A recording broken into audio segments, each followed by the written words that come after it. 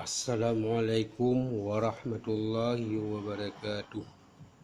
Alhamdulillahi rabbil alamin.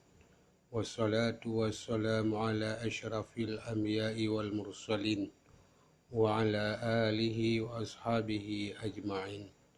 Amma ba'du, fa ya ibadallah, usikum wa iyaya bitaqwallah la'allakum laqad fazal muttaqun.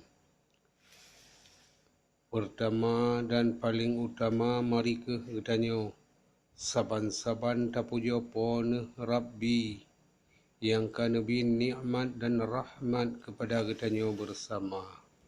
Selanjutnya selawat dan salam mari kita panjatkan kehadiran Nabi besar Muhammad sallallahu alaihi wasallam yang kana umat manusia dari alam jahiliyah kana kepada alam yang penuh dengan kemuliaan.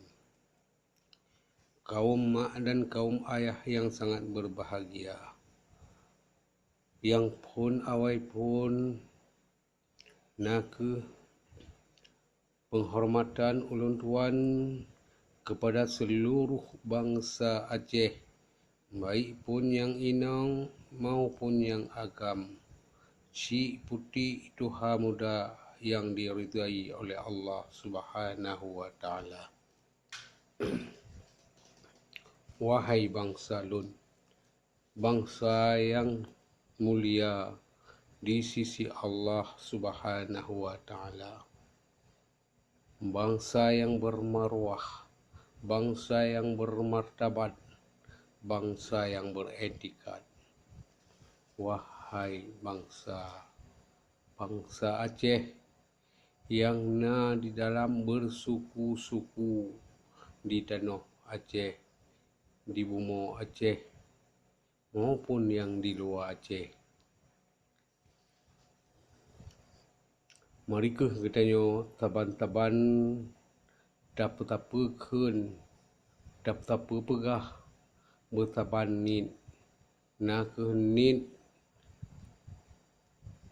untuk kesejahteraan seluruh anak cucu yang akan hasil dalam negara le silipah